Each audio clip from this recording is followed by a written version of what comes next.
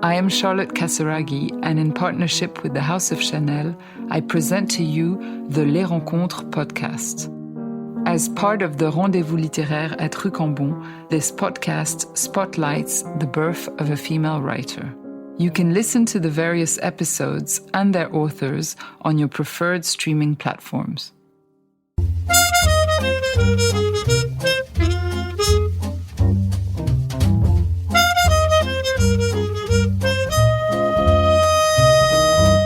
Happy Saturday. It's January 20th, 2024, and you are listening to Morning Meeting. I'm Ashley Baker in London. And I'm Michael Haney in New York City. And before we get to the next great issue of Airmail, Michael, how is the weather in New York? It's cold. It's in the teens. Come on, that's kid stuff. I'm sitting there last night. It's about -2 in Chicago. And my mother, who is in her 80s, and she texts me, says, I'm going out to dinner. I can't stay in the house anymore. It's the Midwestern people. They show up for Kansas City Chiefs games. They go to the Iowa caucuses. They don't care about cold, so I can't complain. We should call it the Barbara way. Well, it's 2 degrees here in London, but that's centigrade, so no complaints from me. It's been a little bit frosty, but otherwise okay. Okay, so it seems like you and I fortunately have avoided the cold front that is sweeping the nation, at least for now. But it's nice and toasty here, Michael, on the podcast. We've got lots of interesting things to talk about today. It's cold outside, but it's warm in here with a hot issue. We've got some great stories. We've got Joanna Berkman is going to join us with her revealing report on how the Ivy League has used its prominence to stand against various forms of racism in college sports. Yet, when it comes to speaking out about anti-Semitism against Jewish students who compete on behalf of Ivy League teams, the schools have been conspicuously silent. Then,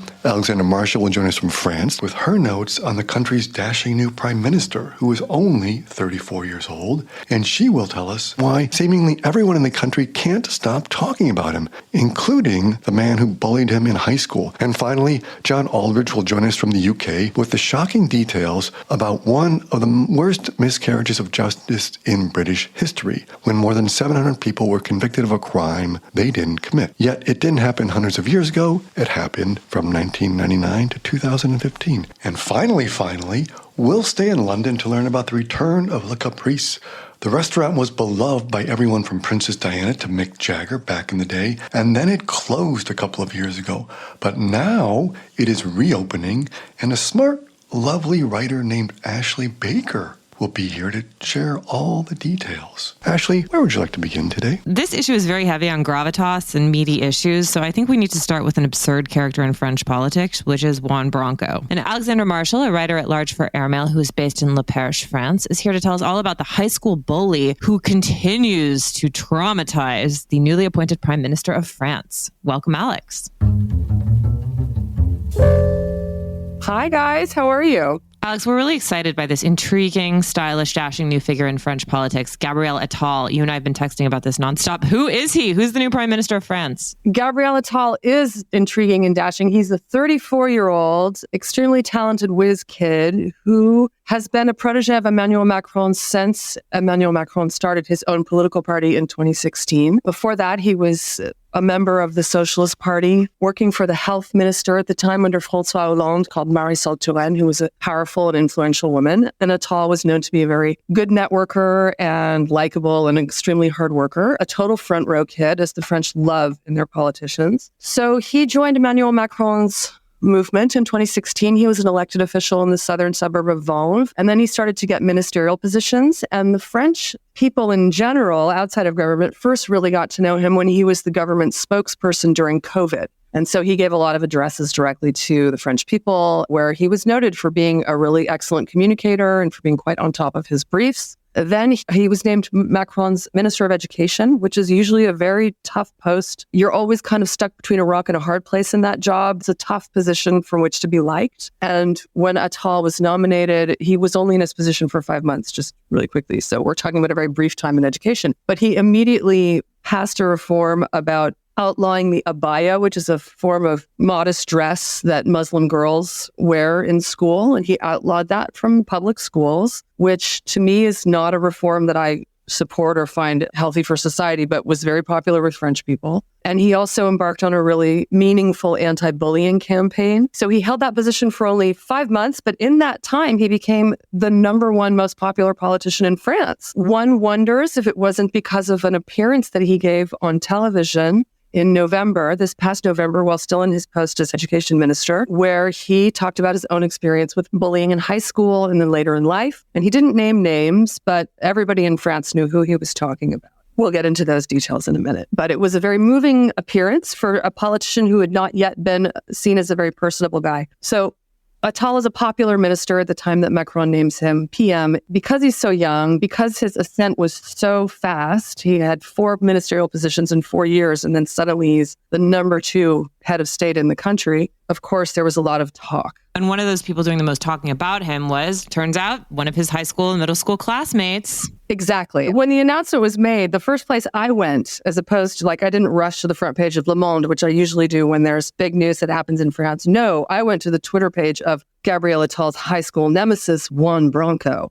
probably his most vocal critic and has been since he published a book slamming Gabriel Attal in 2018. But since they were in high school, middle school, at a very posh 6th arrondissement private school called the École Alsacienne, which is a place where a lot of members of the elite pass through. While they were together, they were in the same year at school at Alsacienne. Gabriel Attal was popular, posh, had the vibe of a sort of John Hughes villain a little bit, kind of snobby, kind of cool, whatever, a little bit of a dick. Juan Branco had if we want to keep going back to John Hughes, because we are talking about high school, Juan Branco was sort of the Judd Nelson character in The Breakfast Club, except he came from a rich family, so a successful film-producing family. So he was the edgelord loner who started 2 blogs in the very early days, before Facebook became a big deal in France. There was this platform called Skyblog where you could post things and people could comment. So it was very early social media. And Juan Branco started 2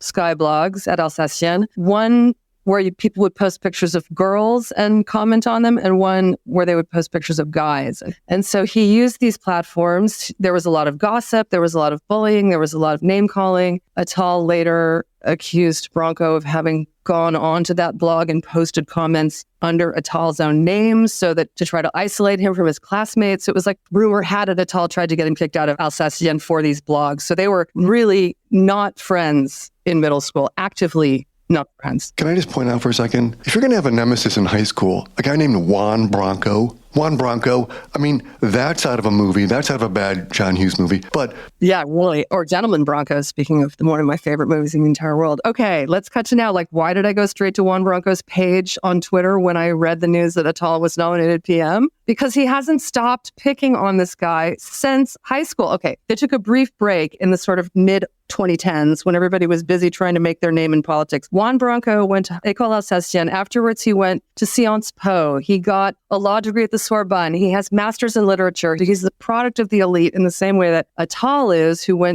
also went to Sciences Po, though later went to a prestigious law school, et cetera, et cetera. So at that point, there wasn't really Branco was just more of a grinder in the political realm, trying to make a name for himself, advising the Minister of Culture under Hollande, trying to put himself into the political milieu. Attal was doing the same thing. Branco recircles back around to Attal really publicly for the first time since high school with this book that he publishes in 2018, called in French Crépuscule, which translates to dusk or sundown, and it's a book about how Emmanuel Macron's election is actually an example of the failing democracy of France, because media barons and oligarchs anointed him president, and his election he didn't claim that it was a cheated election, but he basically says the deck was so stacked. And among the many arguments that he makes, he spends pages and pages going after Attal, who at the time when the book came out in 2018 was not very well known. He was still kind of young minister for Macron. So it was a little bit weird that this intensely sweeping book about media and politics and captains of industry picked on, once again, this kind of young minister. But for Branco, he said Attal was an example of the corruption and the lack of political integrity of the Macron camp. There are some rumors that Branco was the one that outed Attal as gay. Is that true? Oh, no, not rumors. He did it. He did it on Twitter in October 2018. He's the one who first outed him. Attal was not out of the closet at the time. He outed him. And then again in Crépuscule, which came out just a couple months later, he went into greater detail, saying that Attal was in a relationship with a man called Stéphane Séjourné, who was at the time the running Emmanuel Macron's party and is now just been named foreign minister in Attal's government. They were domestic partners for something like 6 years. Can I ask an important question? Where's Macron in all this? Is there an adult in the room? I mean, if you're sitting there in France, like, what is going on? It sounds to me like it's just two high schoolers flinging mid at each other. And what's going to happen here? Well, let me step back and reframe this a little bit, because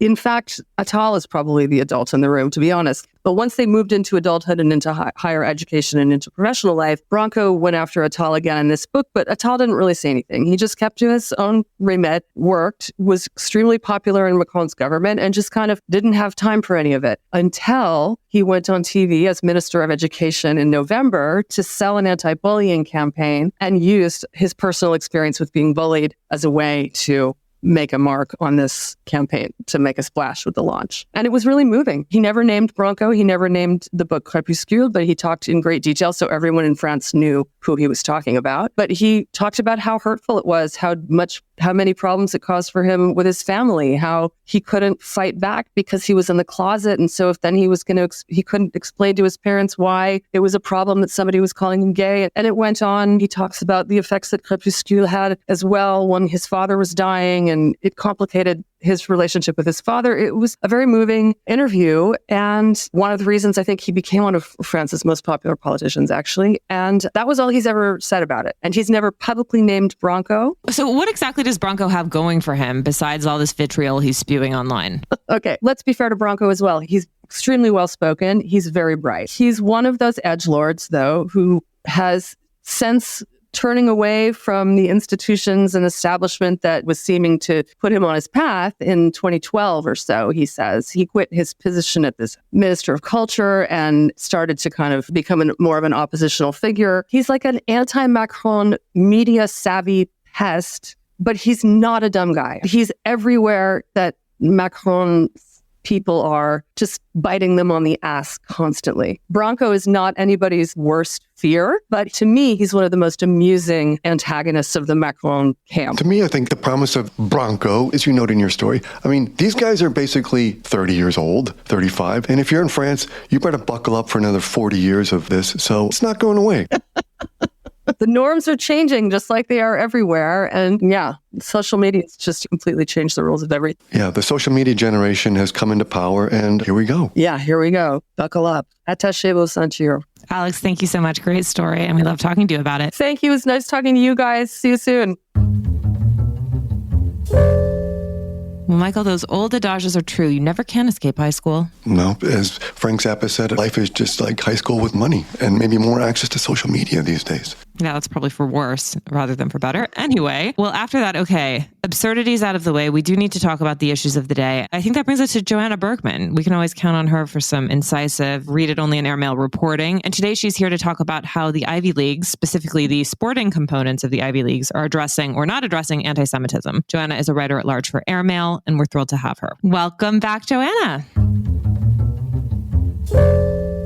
Hi, great to be here. So, Joanna, you've been here over the past few weeks talking about the controversy at Harvard with Claudine Gay, but now you've got a fascinating report this week about how there's a next layer of what's happening at the Ivies, and this is about specifically let's look at the Ivy League, which we forget is also a sports league with student athletes competing, and what Jewish student athletes are encountering in the wake of all the turmoil on campus. So tell us what you've discovered this week. Sure. Well, what's interesting is in the last few years, if you go back to 2020 and George Floyd, the Ivy League really took a stand and spoke out and began a whole campaign of speaking out on social justice issues. Black Lives Matter was the first one in that period. They spoke out on the Asian spa shootings. They've spoken out a lot on various pride issues and issues in the LGBT community. They also started a campaign called Aid Against Hate. In addition, they do educational training on these topics for their athletes, which is mandatory. They give out shirts, and a whole team, for example, will wear one of these shirts starts with a slogan to their warm-ups before their games. And also, really importantly, I think people don't realize that because of their relationship with ESPN, the Ivy League has free ad spots on the network, which is a pretty incredible platform. So they have used those ESPN spots, for example, to advertise their Aid Against Hate campaign. Sometimes it's directly linked to Black Lives Matter. Other times it has been more broadly with other issues that they have chosen to support. So what I think it's important to remember is that this League of the 8 Ivy Colleges has really used its platform for a variety of political and social justice issues. When October 7th happened, there was not a word from the Ivy League condemning this mass attack on Israelis, as well as people of other nationalities who happened to be in southern Israel on that day. And there has not been a word from them since.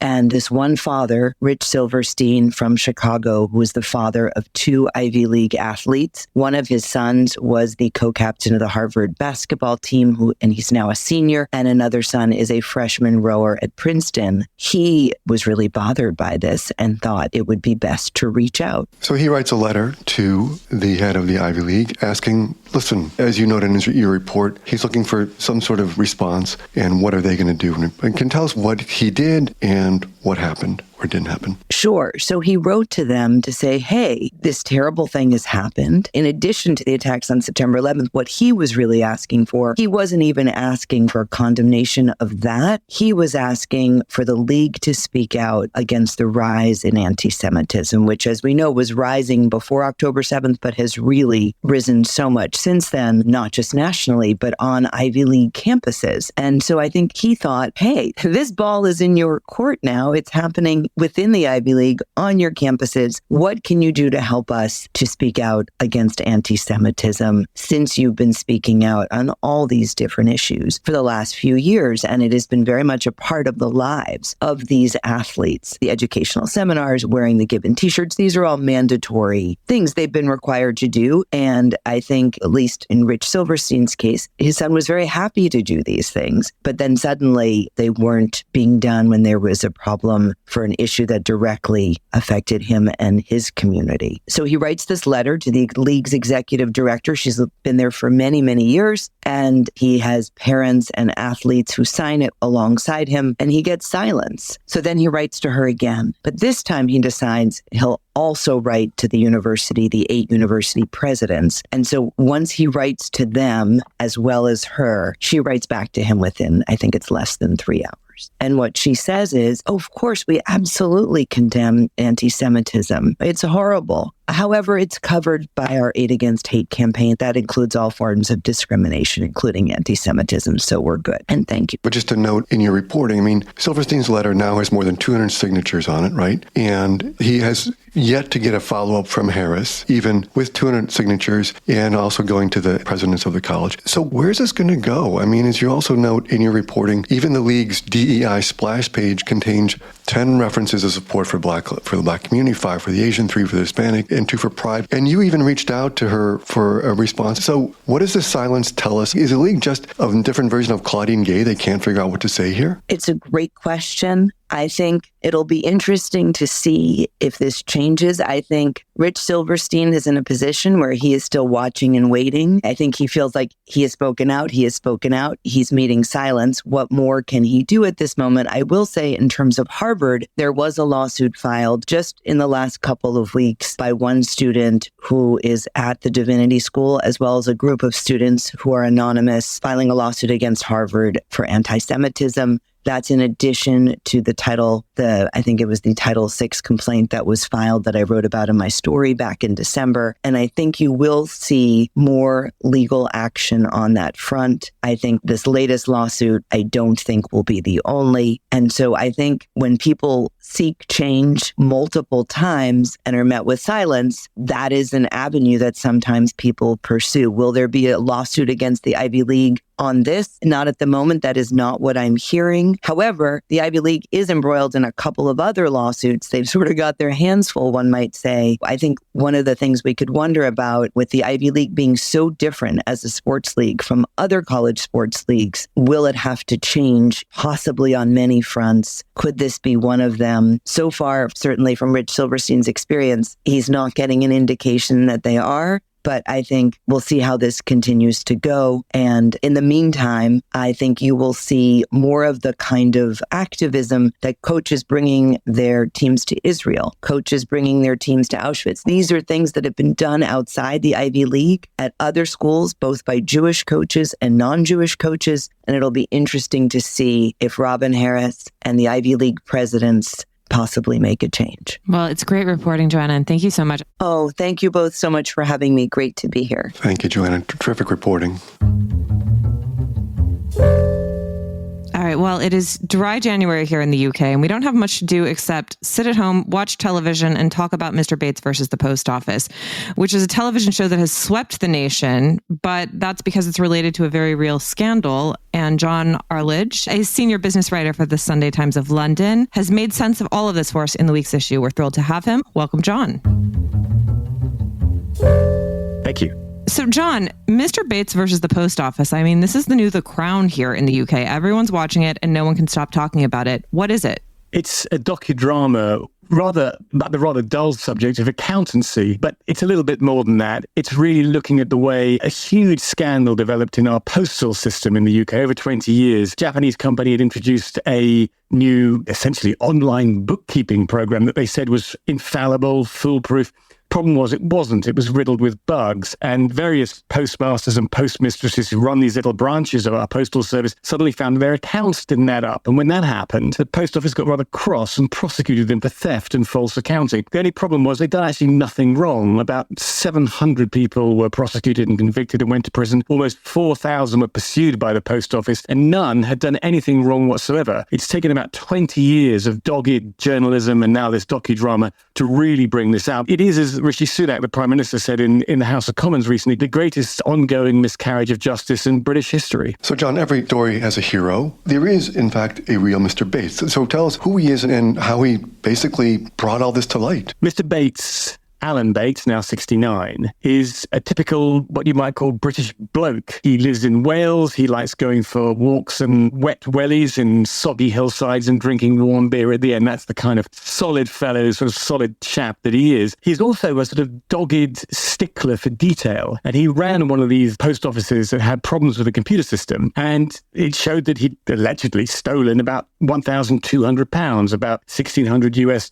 And he knew he hadn't. So he refused to sign off his accounts. He was fired by the post office. He'd lost his post office that he'd used his life savings to buy, and then decided to campaign to clear his name. And he thought there would be many others involved. And as it was, he managed to form this amazing campaign group. This is pre-social media, don't forget. It's pretty impressive. Managed to form this amazing campaign group, which ended up in a total victory of clearing the names of these 7,000 people who were convicted, 4,000 who were accused, and now they're going to get compensation of about £1 million, about $1.4 million each. It's an extraordinarily impressive campaign by just this dogged guy who just never, ever, ever, ever gave up saying it was the computer, it was the computer, it was the computer. Nobody believed him at first, but he was right. And John, I mean, what's interesting to me, again, as someone who lives far away from where you are, post offices in the UK, I mean, this is like your tea cozies committing a crime. I mean, just for the audiences over here in the US, they occupy a very special place, and the people who run these occupy a very special place in every small community, really, right? The post office in any small village town, or even in a big district city, it's kind of a hub, if you like. It's much more than just a kind of store or a shop. It's sort of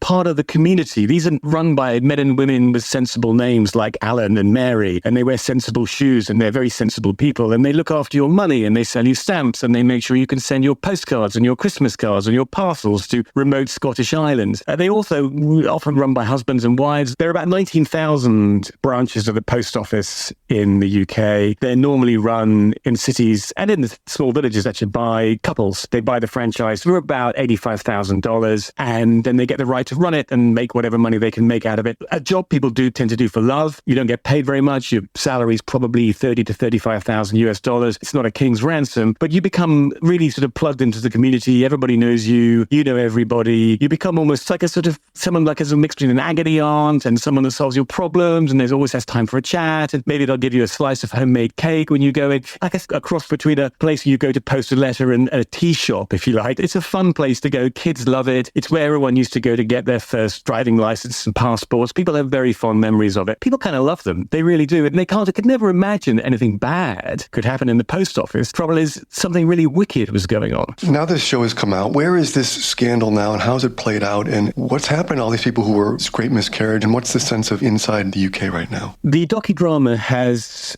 exploded into published consciousness. There were lots of stories about the scandal before, but nothing really cut through in the way that this docudrama. Dramas tend to do that, right? You can take sides in dramas. You can have heroes and villains. So it really crystallized it well. And it got an enormous response from the public and an enormous political response. Rishi Sunak, the Prime Minister, stood up in the House of Commons and announced that he was going to introduce emergency legislation to exonerate all these 4,000 people, the 700 who were convicted. This is going to happen very, very quickly. So their names are cleared. And then we move on to compensation. They'll get about £1 million each, up to £1 million each, those that were wrongly accused and wrongly convicted. And then the blame game begins, or the reckoning begins. And those in the post office who quite obviously concealed the problems with this computer system, they knew it was shonky, but they pretended it wasn't. They're under the spotlight. There may well be criminal charges against them for dishonesty or perjury. There'll be fines. There'll be all sorts of clawbacks on the post office. And then there's the Japanese company Fujitsu, which made the computer system. They too helped the post office with all their prosecutions, knowing all along there were problems with the system. They too will be on the hook for presumably some kind of prosecutions. They've also agreed to make a financial contribution to the compensation fund. I should add that both the post office and Fujitsu have said they're truly sorry, but that's about 20 years too late for most of the postal workers. I should also point out there's a lot of restitution, as you know, but at least 2 of those individuals committed suicide because of this. The shame was so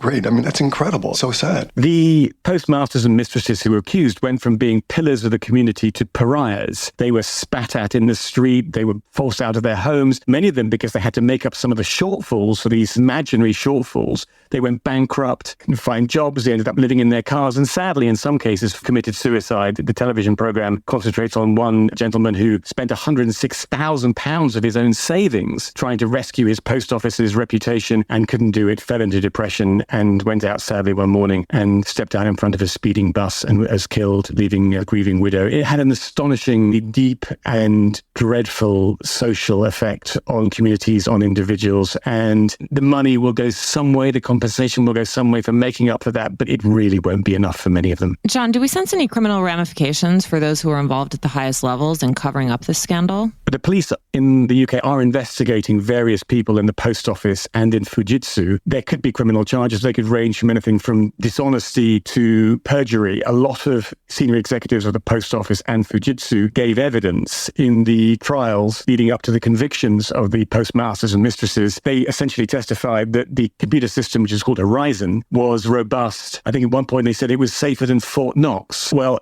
we now know from various leaked documents to newspapers, investigative journalism, program makers, and the public inquiries that are taking place that they knew that it was buggy as hell, but they said it was fine. There'll be a lot of people who will be feeling the heat at the moment in both the post office and at Fujitsu. How high up do we think knowledge of this scandal went? Like, who's sort of the top villain in this story? The top villain is a woman called Paula Venell. She was the chief executive of the post office between 2012 and 2019 and was actually awarded with a CBE, a gong from the then Queen, for services to the post office, would you believe? She was also brilliantly a part-time vicar, part-time priest in a church just north of London where she lived. She is the person who, more than any, doggedly insisted that the Horizon computer system was robust. She used the expression safer than Fort Knox. She said it was absolutely reliable. There is plenty of evidence inside the post office, which she ran as CEO. This computer system was utterly unreliable. Lots of reports have been done. Lots of memos have been written. There's lots of paperwork. She might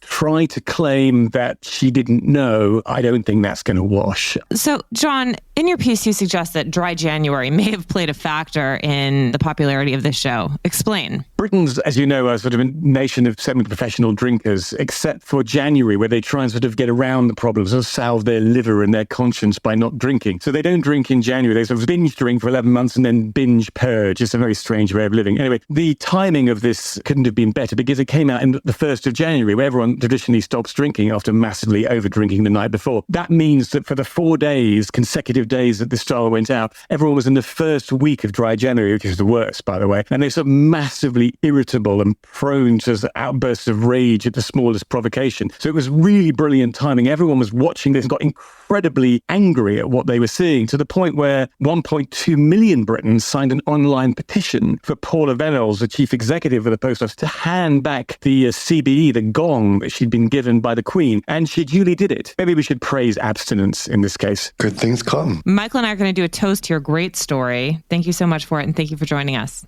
That was terrific, John. Thank you. Thank you so much.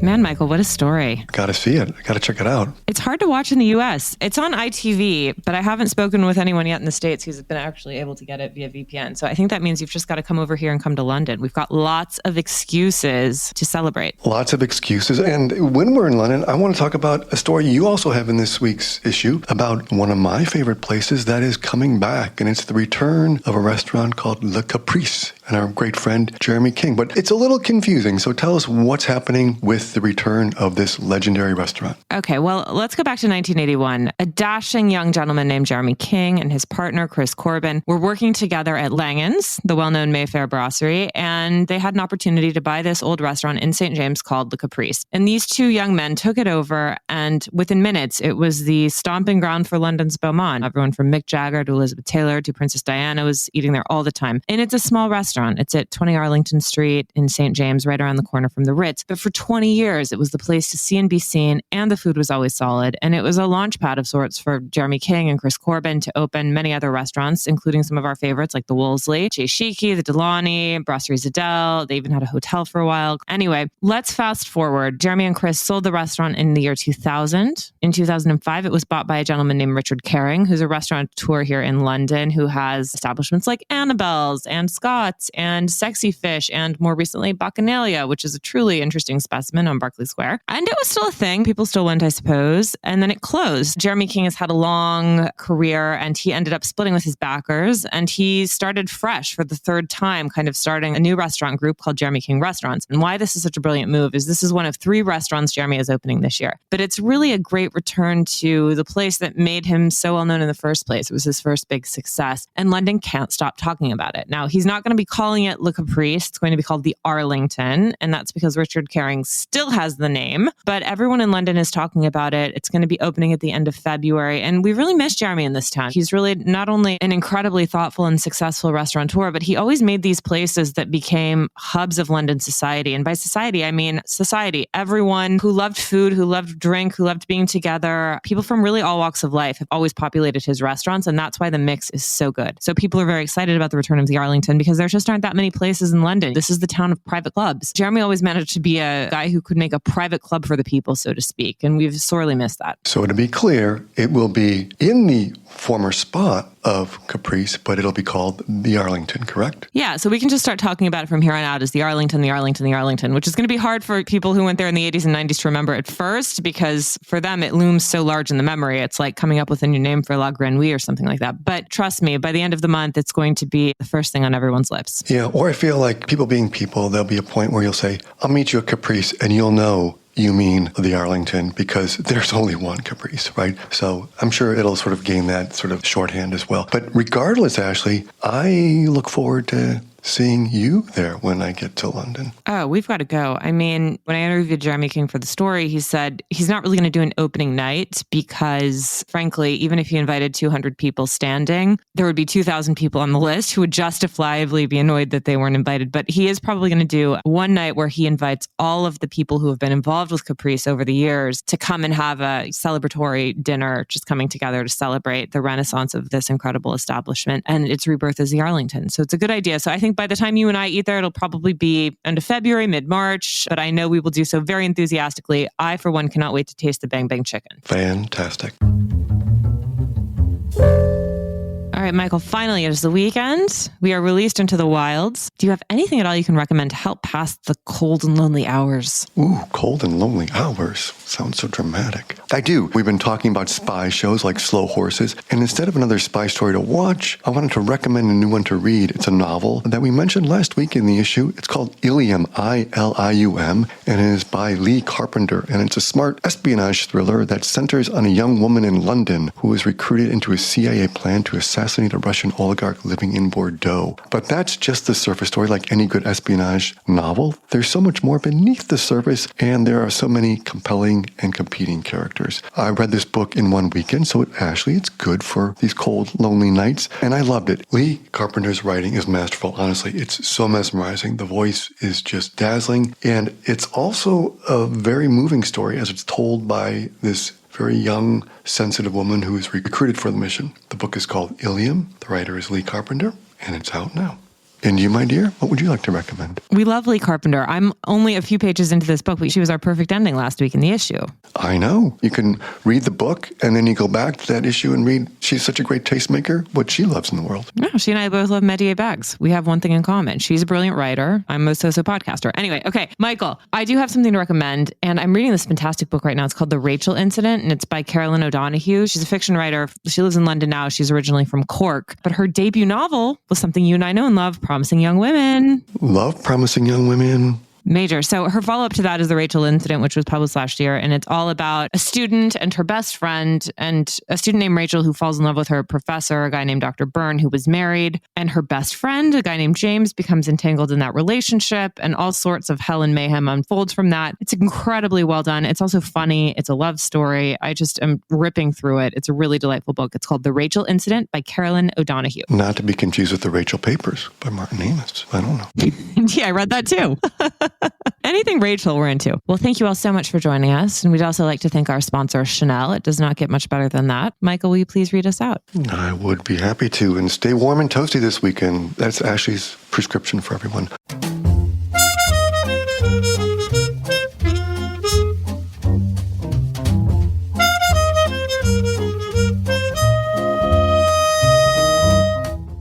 Morning Meeting is produced by Airplay Productions and edited by Jesse Cannon. Our co-editors are Graydon Carter and Alessandra Stanley. Our chief operating officer is Bill Keenan. And our deputy editors are Ashley Baker, Chris Garrett, Nathan King, Julie Vitale, and Ash Carter. Our CMO is Emily Davis, and our music supervisor is Randall Poster. Our theme music is The Cute Monster by the Buddy Collette Quintet. A new edition of Airmail is published every Saturday, so please subscribe. Enjoy all of our stories on airmail.news, which we update every day. You can also find us on Twitter and Instagram at Airmail Weekly. We will be back here next Saturday with another edition of Morning Meeting. But in the meantime, be sure to subscribe at Spotify or Apple Music. But most of all, thank you again for joining us.